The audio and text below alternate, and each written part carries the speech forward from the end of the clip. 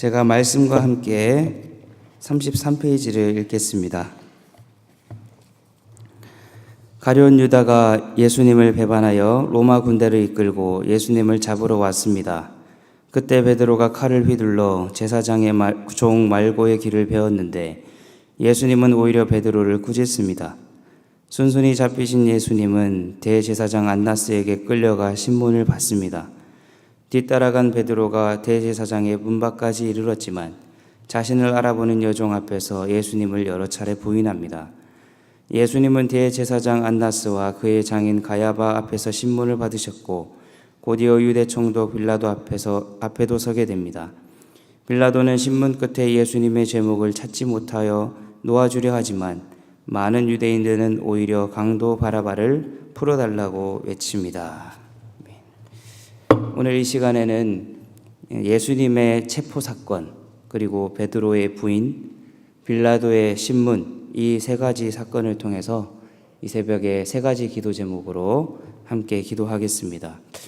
오늘 우리가 말씀을 통해서 드려야 될 첫 번째 기도 제목은 세상 속에서 주님의 가르침대로 살게 하소서, 이렇게 기도하시기 바랍니다. 우리가 이번 한 주간 보았던 13장부터 17장까지의 내용은 제자들을 향한 예수님의 핵심 가르침입니다. 그러니까 제자들 입장에서 보면 3년간 예수님을 따라다니다가 이제 마지막 2박 3일의 수련회를 가지면서 예수님의 가르침을 총정리하고 있다라고 볼 수 있겠습니다. 예수님은 이 수련회에서 제자들과 성만찬을 나누시고 그들의 발을 씻기시고 또 설교하시고 또 제자들을 위해 기도하셨습니다. 하지만 이 제자들은 예수님에 대해서 다른 기대감, 다른 이해를 가지고 있었습니다. 결국에 이제 예수님께서는 배신한 유다와 무리들에게 붙잡히십니다. 그 장면을 보다 못한 베드로가 결국 칼을 휘두르게 되고 예수님께서는 이렇게 말씀하십니다. 오늘 읽었던 말씀 11절의 말씀을 우리 함께 읽도록 하겠습니다. 11절의 말씀 함께 읽습니다. 시작. 예수께서 베드로더러 이르시되 칼을 칼집에 꽂으라.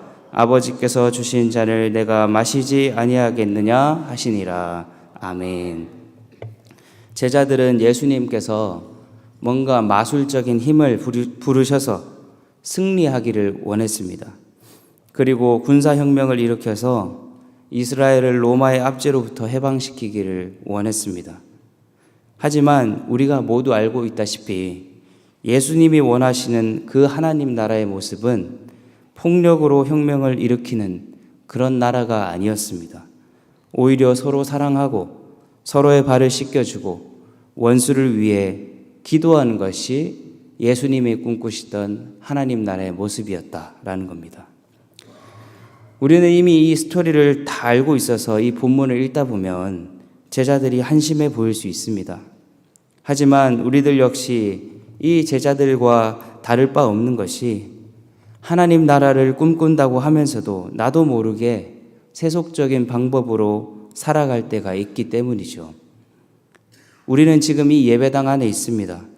예배당 안에서는 얼마든지 예수님의 말씀에 아멘으로 화답하면서 승리를 자신할 수 있지만 이 예배당을 벗어나는 순간 우리의 믿음은 약해지기가 너무 쉽다라고 하는 겁니다. 미국 뉴욕에 가면 세인트 패트릭스라는 성당이 있습니다. 그곳에서 예배를 드리고 정문을 딱 나서면 바로 길 건너편에 록펠러 센터가 있고요. 그 센터 앞에 헤라클레스 동상이 딱 하니 서 있습니다. 그 성당에서 예배를 드리고 나오는 성도들은 이 세속적 힘의 상징인 헤라클레스를 바라보면서 냉엄한 현실을 마주하게 됩니다. 그리고는 그들이 예배당에서 들었던 하나님의 말씀을 다시금 되새기게 되죠. 세속적 힘에 맞서서 주님이 가르쳐 주신 그 가르침대로 살고자 다시금 다짐하게 된다라고 하는 겁니다. 하나님의 말씀의 능력은 이 교회당 안에서만 능력 있는 것이 아니라 세상 속에서도 능력의 말씀인 줄 믿습니다. 매 순간 하나님께 예배 드리시면서 하나님께 이렇게 기도하십시오. 하나님, 오늘 주신 그 가르침과 깨달음대로 이 세상 속에서도 위축되지 않고 말씀대로 살아가게 하여 주옵소서. 척박한 현실 속에서도 주님의 가르침대로 승리하시는 저와 여러분이 되기를 간절히 소망합니다. 두 번째로 기도하실 제목은 말씀에 깊이 뿌리 내리게 하소서, 이렇게 기도하시기 바랍니다. 오늘 본문 15절에서 27절까지는요, 베드로의 부인에 대한 이야기입니다. 겁에 질린 베드로가 예수님을 모른 척했던 사건이죠. 우리가 잘 알듯이 베드로는 누가 봐도 예수님을 향한 충성심이 참으로 대단했던 제자였습니다. 그래서 잡혀가시는 예수님을 그냥 바라볼 수만은 없어서 칼을 휘두르기까지 했죠. 그런데 그 열정이 온데간데 없고 예수님이 신문당하시는 그 현장에서 베드로는 3번이나 우리 주님을 모른다라고 말합니다. 왜 이렇게 베드로는 순식간에 다른 사람처럼 변해버린 것일까요? 한마디로 말하면 주님을 향한 열정은 뜨거웠지만 예수님의 말씀에 대한 이해가 부족했기 때문입니다. 예수님이 말씀하셨던 그 하나님 나라가 자신이 이해한 나라와는 다르다는 것을 조금씩 깨달으면서 그 마음에 두려움이 찾아온 것이지요. 신문당하시는 현장에서 예수님은 오히려 뺨을 맞으시면서도 당당하셨지만 베드로는 숨기에 바빴습니다. 하나님 아버지의 뜻을 잘 알고 계셨던 예수님은 담대하셨지만 베드로는 말씀에 대한 깊이가 얕아서 막연한 두려움이 컸던 것이죠. 어쩌면 당연한 이야기일 수도 있지만 말씀에 대한 깊이가 얕으면 얕을수록 우리네 삶은 실수하기 쉽고 성급한 결정을 내리기 쉽습니다. 특히 교회에서 직분을 맡고 봉사를 하는 데 있어서도 초기에 뜨거운 열정으로 섬겼다가도 말씀에 대한 깊이가 얕아서 금방 그 열정이 식어버리기도 합니다. 주님을 향한 헌신, 그 열정을 지속하게 만드는 것은 하나님의 말씀인 줄 믿습니다. 시편 1편 3절에서 시편 기자는 이렇게 고백합니다. 그는 시냇가에 심은 나무가 철을 따라 열매를 맺으며 그 잎사귀가 마르지 아니함 같으니 그가 하는 모든 일이 다 형통하리로다. 시냇가에 심은 나무가 많은 열매를 맺을 수 있는 이유는 깊이 내린 뿌리가 시냇가와 맞닿아 있어서 끊임없이 양분이 공급되기 때문입니다. 우리 생명의 원천이신 하나님의 말씀이 지속적으로 공급되고 그 말씀에서 흘러나오는 생명력이 우리의 삶을 더욱 풍성하고 윤택하게 해준다는 것이죠. 베드로가 예수님을 부인하고 절치부심하여 사도행전에서 위대한 사도로 등극하게 된 것도 말씀에 대한 깊이가 달라졌기 때문입니다. 사도행전을 보면 베드로가 완전 딴 사람이 되어서 하나님의 말씀에 정통해 있는 것을 우리는 볼 수 있습니다. 혹시 인생에 어려움이나 중대한 결단을 앞두고 있는 분이 계십니까? 먼저 말씀에 깊이 뿌리 내리시기 바랍니다. 하나님께서 열정을 허락하실 뿐만 아니라 그 열정을 지속할 수 있는 지혜와 능력을 더하실 줄 믿습니다. 그래서 우리 인생의 모든 문제가 말씀 안에 해답이 있음을 믿으시고 하루하루 말씀 묵상에 열심을 내시는 모든 성도님들 되시기를 축복합니다. 마지막으로 기도하실 제목은 한번 따라해 보겠습니다. 세상에 있으나 세상에 속하지 않게 하소서.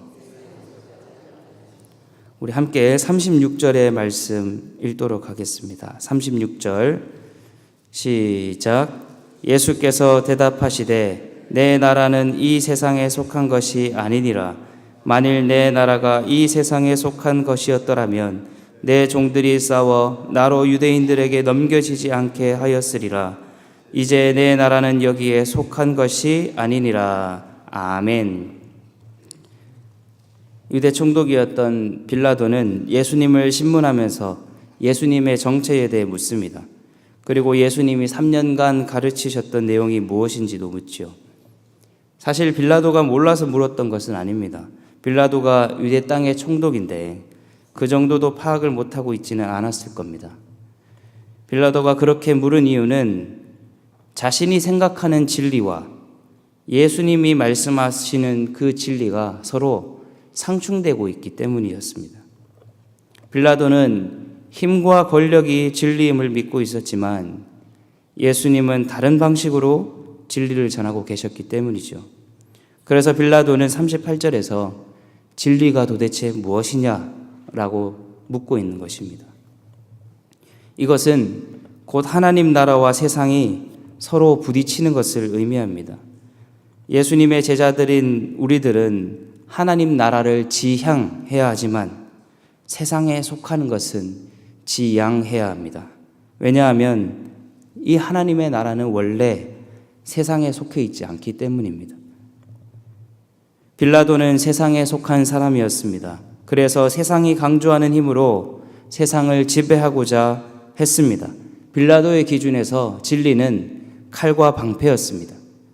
하지만 예수님은 세상에 속한 사람이 아니었기 때문에 예수님의 기준에서 진리는 예수님 자신이었고 예수님이 꿈꾸는 하나님 나라였다라고 하는 겁니다. 우리는 세상에서 살아가기 때문에 때로는 세상에 속해야 하는 유혹에 직면할 때가 있습니다. 다시 말씀드리지만 세상에서 사는 것과 세상에 속하는 것은 다릅니다. 영어로 하면 in the world와 of the world가 되겠죠. 우리 그리스도인은 세상에서 작은 예수입니다. 예수님이 세상에 속하지 않으시고 세상을 위하여 이 땅 가운데 사역하셨던 것처럼 우리들 역시 이 세상이 하나님 나라로 바뀔 수 있도록 열심히 기도하고 살아가야 될 줄 믿습니다. 하나님은 우리가 각자가 있는 자리에서 그 자리가 하나님 나라로 바뀌는 경험을 하기 원하십니다. 죽음의 기운이 드리워져 있던 곳에 하나님의 생명력이 넘쳐나기를 원하십니다.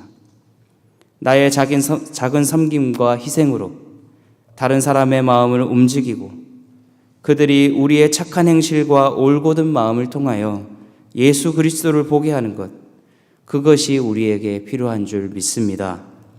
세상에 있으나 세상에 속하지 아니하고 세상을 위해 살아가는 지혜와 능력 허락하여 주옵소서. 이렇게 기도하시는 모든 성도님들 되시기를 간절히 부탁드립니다. 이 시간 3가지 기도 제목 가지고 함께 기도하겠습니다. 첫째로 세상 속에서 주님 가르침대로 살게 하여 주옵소서. 둘째로 말씀에 깊이 뿌리 내리게 하여 주옵소서. 마지막으로 세상에 있으나 세상에 속하지 아니하고 세상을 위해 살아가게 하옵소서. 특별히 내일 주일 예배입니다.